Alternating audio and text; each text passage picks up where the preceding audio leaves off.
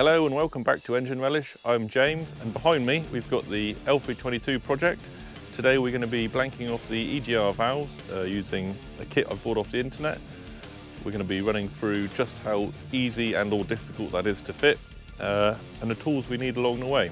So from top of my head, I've done a couple of these before.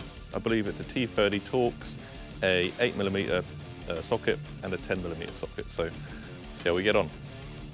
Okay, so here we have the 3.6 TDV8 underneath that engine cover, of course. On the front here I've got the bits and pieces we need. So this is all part of the EGR blanking kit which we're going to fit. Then it also comes with new bolts which we'll put on as well.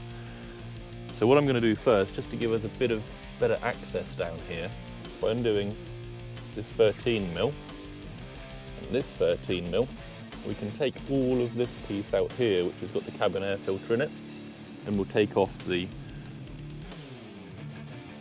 My dog's running away. The dog is back. So, basically, we're going to take this piece off.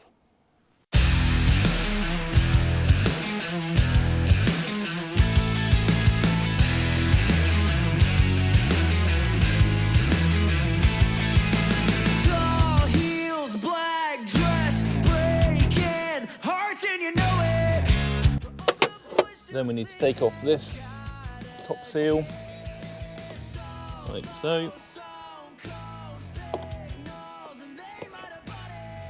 And then that pulls forward and then lifts up,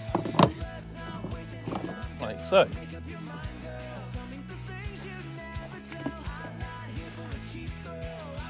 So that gives us a lot more space at the back of the engine. Then the engine cover lifts up. It's just on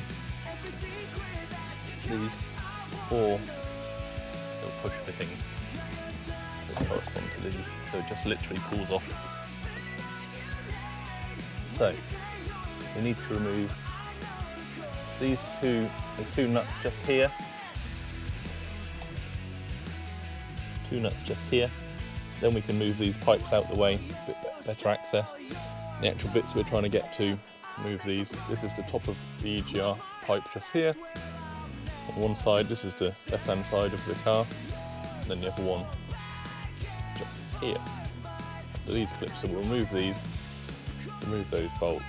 There's another bolt on there somewhere as well that I need to remove. I don't remember where it is. So let's just pop this back here. So 2 10mm, one there. One there.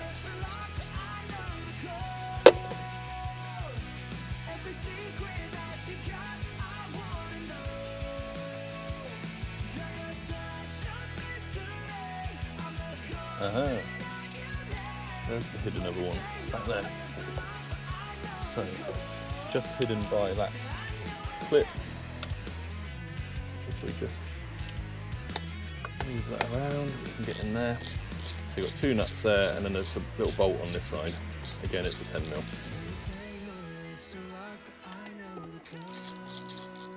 That's out. Being careful not to drop it, as I say.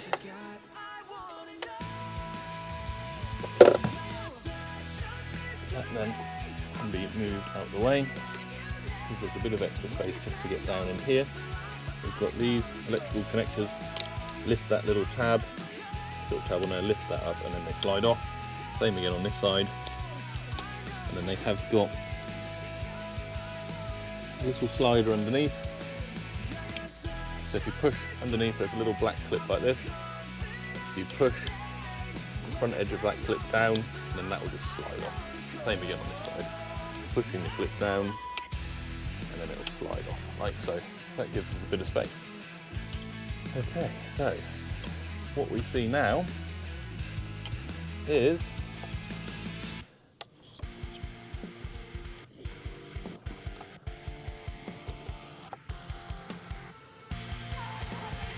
to remove that. Pull that cable off of there. Over the top of that. We can get that out the way. You don't want to move them too much because the pipes are going to be pretty old at this point in their life, and you don't want to snap them off. That will be very boring. So with this out of the way, you can see down here, you've got one of your Torx bolts is there, everyone's hidden under this. So what we're going to do is actually remove this metal piece across the top of the engine here. So there's 8mm bolts holding that on. So that's basically going across there and it just holds that harness in place. So with that removed, you can then get access to all of the bolts holding the EGR hoses on. What have we got? 8mm. Should be 4 of them. We've got, basically this is the metal piece, there's one just down here.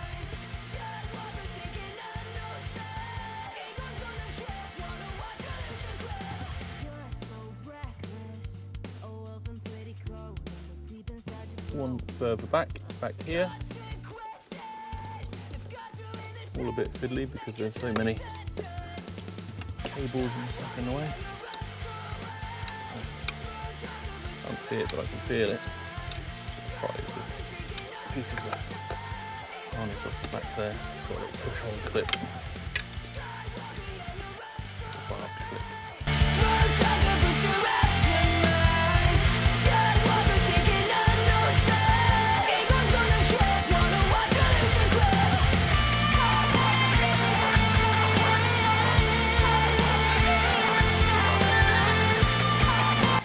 Two more on this side, one at the front here.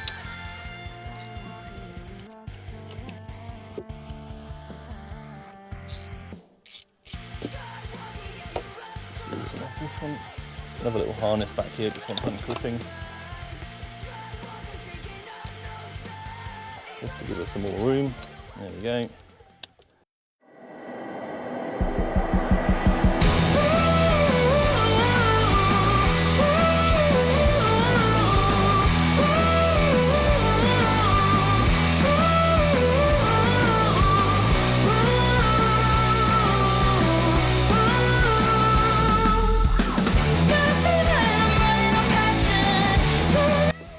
With those removed, what we can do is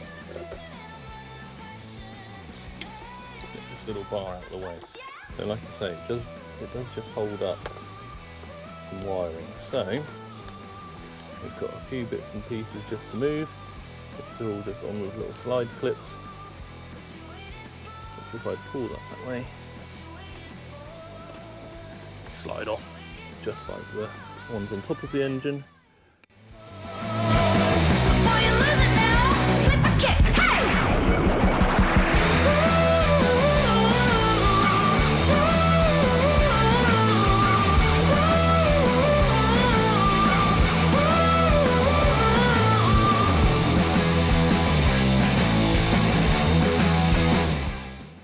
And that's going to give us the room.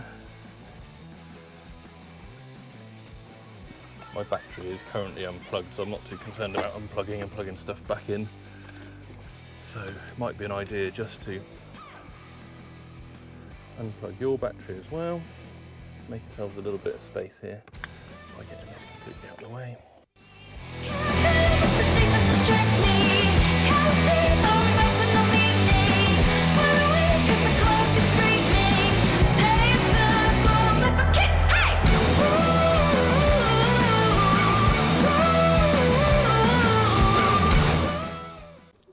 We can now see all four of those Torx bolts. One here, one there, and then one down in that gap that's shining away, and one is directly opposite that. A little bit harder to see, but it is there. It's slightly covered by this mesh that's on the outside of there. There you go, you can see it down there now. So that's the 4 we need to get. And then you've got the same again on the right hand side, one there, one there. You can see that one down in there, and then again the other one is hiding down behind that coating. Now we need T30. And we're going to start removing it. So one in there. this is the part where it's going to be very important to not drop anything, because once you've undone the bottom end of the EGR hose here, you are going to have access into the EGR valves themselves, and they then lead into the exhaust manifold, so you really don't want to drop anything in there. So remove everything as you go along, just to reduce that risk.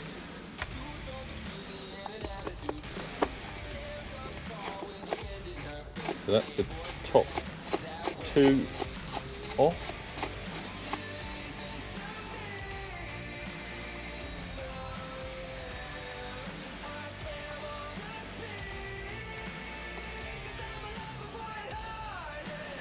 And then the lower two. So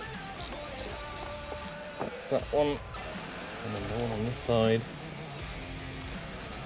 There's a chance this tool is going to be too big. That's a 3/8, I might have to try quarter. No, we've got it. It's just down in there.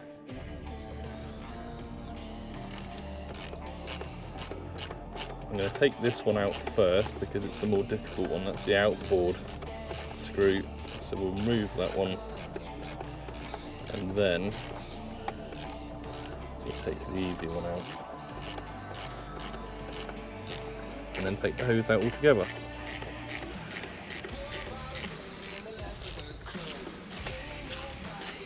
So the screw's loose.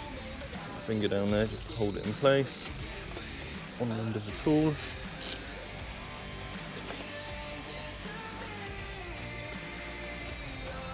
In fact, it is being kept captive by the gasket that holds on. So actually, if they just look loose, should get away with it. Unless you want to be extra cautious and totally remove them, just so they definitely can't drop in. I wouldn't drop them back.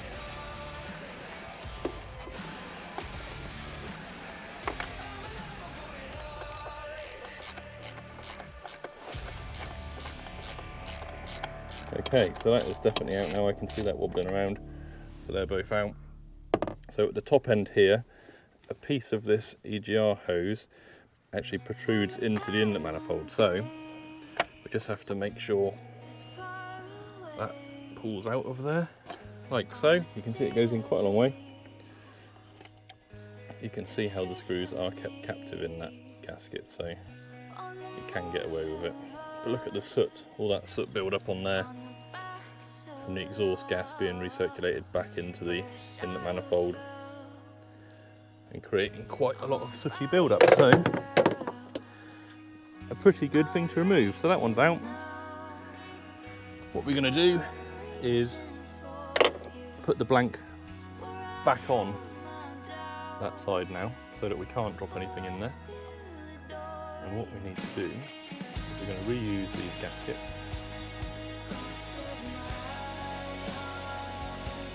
Take the screws out.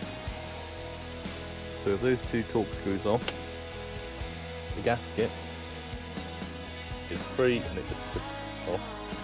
Drop it down there. Luckily it didn't go far.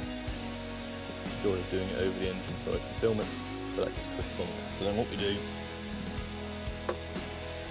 is we take the new blanking plate, one of those, we do the same, we just twist that back on there, line it up, make sure that seems clean, make sure there's nothing on there that's going to stop that from sealing. Same again on the engine side, all feels smooth, and then we are going to refit that. So the new bolts that come with the kit, they are slightly shorter. The plate is slightly shorter than the original, so we'll start those threading on there. Don't like doing it above the engine in case I drop it, but it's much easier to film. So there we go, that one started going in. Just get it proud of that. Same again this side. this top piece on the gasket's an interference bit, so it does actually thread through it. That's what's keeping that in place. So sort of triangle cut to it. So that goes through there, and that holds that in place. We're going to put that back over, show you down there. See, there is the open port now that the EGR valve sat on just forwards there, and then the open port in the inlet manifold is there. So we're going to put this back down on here, like so. That just sits on there. We'll do that back up. Just get it started by hand if I can. Yeah, that's settling nicely. So that's fit in, settling the side.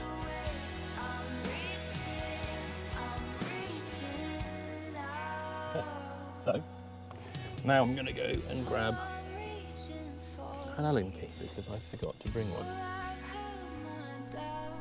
Unfortunately, it was about this time that my microphone stopped recording, unbeknown to me, so I continued shooting the video, but without actually recording any noise. So this is me, I've just put the steel plate onto the EGR. I'm now just installing the aluminium blank into the inlet manifold. You just need to make sure that the O-ring hasn't stayed within the inlet manifold, and it is in fact still attached to the aluminium blank. Put a little bit of oil on there just to help it go inside of the inlet manifold, and do those bolts up. Don't do them too tight because they are just straight into some brass inserts in that plastic inlet manifold, so you don't want to crack that or pull those inserts out. Once that's done, we are going to move over to the right hand side of the vehicle. You can see there's the plate in place, and then the steel plate in the actual EGR just below. So this kit does leave the EGRs in place, it just removes the hose that connects the EGR valve to the inlet manifold and stops it being able to recirculate the exhaust gas. So over on the driver's side of the vehicle now, the right hand side, I'll try and get a better camera angle on this one as well from above, so you might be able to see what's going on a little bit better. There we go. So looking straight down above this EGR valve, got that annoying bracket in the way that holds the wiring loom, but you can just about see the EGR valve, so it's okay. So undo the bolts on there, undoing the top bolts first, as you can see, just as we did on the other side. Get those out, get them out of the way, don't leave them dangling there, because then there's a chance that they could fall into that open port, into the EGR valve once the hose is disconnected. So removing that, this bracket is, so the bracket's sort of trapped in place by the loom. I mean, you could probably mess around for a little bit longer and try and get that out of the way completely, but I don't really think you need to. You can just push it out of the way. It's being more of a pain here for me just because I'm trying to record everything and show you what's going on. But normally that's not too much of a problem. So it just sits there at the back of the engine. So here I'm just about to undo the two lower bolts. The mesh around there, the little protective covering, was actually trapped under one of the bolts. I don't know whether it's been off before or if that's been done from the factory, but it was caught under the actual bolt, so I have to pull that out of the way. And then removing those two. Once they're out, the EGR hose is safe to be removed. This one was a little bit, the actual fitting into the inlet manifold was a bit stuck on this one, and it's a bit sootier inside, so there could be an indication there that one of my turbos isn't too healthy. I don't have any record of them being done on this car, and it's at about 100,000 miles, so there's a chance one of them starting to get past its best, so that could be a new video you see on the channel in a little while. We'll see. So yeah, you can see me just trying to prise it out here. And then once this one pulls out, the O-ring didn't want to come out with it, so you can see that the O-ring has unseated itself and it's actually hanging on the end, so just be careful of that and make sure that the O-ring does come out, and if it does come out, make sure it doesn't fall into anything below. I mean, if it just falls into the V, it's not the end of the world, you don't need it. The new kit comes with new O-rings, but you just don't want it to fall into the engine or into the EGR valve. So, new gasket back on. Just put those start threading those new bolts into that to hold the gasket in place on the new steel plate. Make sure that the mating surface is nice and smooth so it's going to seal well, and then push that down on in there. Get them, start them threading by hand so you're not going to cross thread them, and then just tighten them up. Again, don't do them too tight. It's into an aluminium housing and it would be a right nightmare to try and sort that out. So that one's in place. Now it's time for the aluminium top blank. Clean up in there. This one was, like I say, it's quite sooty in here, so I just got a bit of kitchen roll and just got some of that soot out of there, made sure that the seating surface is nice and clean. Bit of oil on the O-ring. Just push that blanking plug in place. Again, start the bolts off by hand. You don't want to cross thread them. Brass inserts, plastic inlet manifold, don't crack. Just snip them up. Now it's time to reassemble. Here we're going to put that metal loom support that runs across the top of the engine back in place. That's got 4 little 8 mils that hold it down, so just grabbing screws. Get those started by hand first, one in each corner. They're all sat in there at about a 45-degree angle, so they are poking out towards the outside of the car. Get those in place, tighten those down, and once they're tightened down, we've got to then reconnect all of those electrical connections on top of the engine. I undid a few, you don't have to, but I did because it just helps get that bracket out of the way. Like I say, if you're not filming, you'd probably get away with leaving them connected because you don't need to get the bracket quite so far out of the way. I just needed it to get a clear shot of the camera. So this is reconnecting the cables, clipping them back in place as well. Most of the clips actually stayed in one piece, which was pretty handy. There was only one, I think, where it went a bit iffy. They all went back on. There's a little harness support at the front of the engine as well. That just clips on with some little barb fittings, so that just clips back in. And then once we've done that, we're going to reconnect these water pipes at the back of the engine. So the two 10mm nuts go back on there, and then the 10mm bolt towards the centre of the engine. Tighten those down.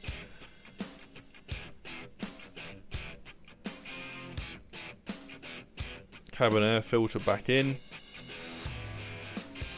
Gets a little bit caught under the scuttle panel there, but yeah, just be careful of that. 13mm bolt nuts go back on.